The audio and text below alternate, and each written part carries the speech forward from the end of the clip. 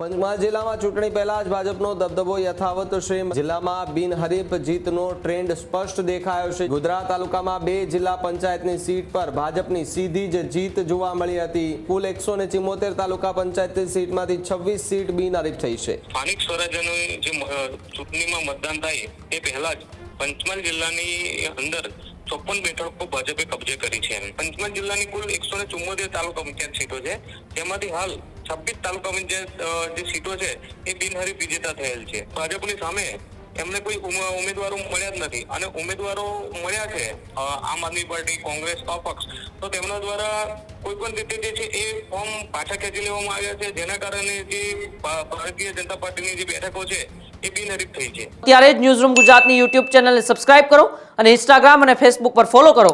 Update રહો, સત્યની સાથે રહો।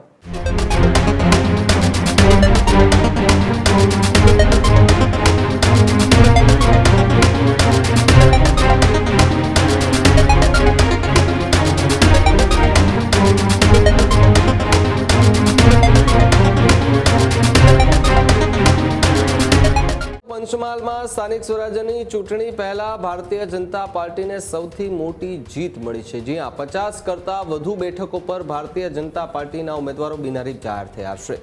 પંચમહાલ જિલ્લામાં ચૂંટણી પહેલા જ ભાજપનો દબદબો યથાવત છે। મતદાન થાય તે પહેલા જ ભાજપે કુલ 54 બેઠકો કબજે કરી છે। જિલ્લામાં બિનહરીફ જીતનો ટ્રેન્ડ સ્પષ્ટ દેખાયો છે। જ્યારે કુલ 38 જિલ્લા પંચાયત સીટમાંથી 7 સીટ બિનહરીફ જાહેર થઈ, જ્યારે સૈરા તાલુકામાં 4 જિલ્લા પંચાયતની સીટ બિનહરીફ રહી છે। ગોધરા તાલુકામાં 2 જિલ્લા પંચાયતની સીટ પર ભાજપની સીધી જ જીત જોવા મળી હતી। તો આ તરફ જો વાત કરવામાં આવે તો તાલુકા પંચાયત સ્તરે પણ ભાજપનો પ્રભાવ જે છે તે વધુ પ્રમાણમાં દેખાઈ આવ્યો છે। કુલ 174 તાલુકા પંચાયતની સીટમાંથી 26 સીટ બિનહરીફ થઈ છે। સૈરા તાલુકામાં સૌથી વધુ 14 સીટ જે છે તે બિનહરીફ જાહેર થઈ છે, જ્યારે ગોધરા તાલુકામાં 3 સીટ પર કોઈ મુકાબલો ન હતો, તો સાથે જ આલોલ તાલુકામાં 3 સીટ ભાજપની એ સીધી જ પાસે જે છે તે જોવા મળી છે। ત્યારે કાલોલ તાલુકામાં 6 સીટ એ બિનહરીફ જાહેર થઈ છે। નગરપાલિકામાં પણ ભાજપનો દબદબો યથાવત રહ્યો, જ્યારે સૈરા નગરપાલિકાની 28માંથી 17 જેટલી સીટ બિનહરીફ જાહેર થઈ છે। ગોધરા નગરપાલિકાની 28માંથી 4 સીટ ભાજપને સીધી જ જીત મેળવી છે। વિપક્ષ માટે આ સ્થિતિ ચિંતાજનક મનાઈ રહી છે, કારણ કે જે પ્રમાણે 50 કરતાં વધુ બેઠકો એવી છે કે જ્યાં ભારતીય જનતા પાર્ટીએ પોતાનો ગઢ ચૂંટણી પહેલા જ મજબૂત કરી લીધો છે અને જિલ્લા રાજકીય સ્તરે સમીકરણોમાં પણ મોટા ફેરફારો જોવા મળી રહ્યા છે। ત્યારે પંચમહાલથી મારા સહયોગી ભાવિન જોડાયા છે। ભાવિન, જે રીતે પંચમહાલની અંદર સ્થાનિક સ્વરાજ્યની ચૂંટણી પહેલા ભાજપનો દબદબો યથાવત, 50 કરતાં વધુ બેઠકો પર ભારતીય જનતા પાર્ટીએ ભગવો લહેરાવ્યો। જી, સ્થાનિક સ્વરાજ્યનું જે ચૂંટણીમાં મતદાન થાય તે પહેલા જ પંચમહાલ જિલ્લાની અંદર 54 બેઠકો ભાજપે કબજે કરી છે। જેમાં વાત કરીએ તો શહેરા તાલુકાની 4 જિલ્લા પંચાયત સીટ ઉપર જે ભાજપના કબજે કરી છે। ગોધરા તાલુકાની 2 જિલ્લા પંચાયત સીટો, કાલોલ તાલુકાની 1 જિલ્લા પંચાયત સીટ, એમ કુલ 7 જિલ્લા પંચાયત સીટ હાલ ભાજપના કબજે છે।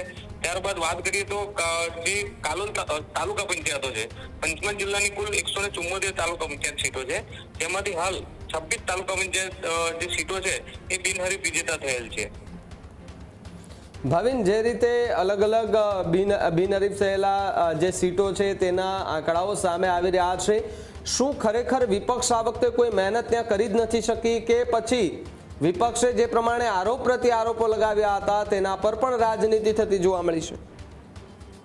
હા જી, વાત કરીએ તો વિપક્ષની વાત કરીએ, હાલ જે આપણી સામે જે આંકડો જે સામે આવ્યો છે કે જે ભાજપની જે સીટો છે એ બિનહરીફ વિજેતા થઈ છે, જેમાં એવું છે કે ક્યાંક ભાજપની સામે એમને કોઈ ઉમેદવારો મળ્યા જ નથી અને ઉમેદવારો મળ્યા છે આમ આદમી પાર્ટી, કોંગ્રેસ, અપક્ષ, તો તેમના દ્વારા કોઈ પણ રીતે જે છે એ ફોર્મ પાછા ખેંચી લેવામાં આવ્યા છે, જેના કારણે જે ભારતીય જનતા પાર્ટીની જે બેઠકો છે એ બિનહરીફ થઈ છે।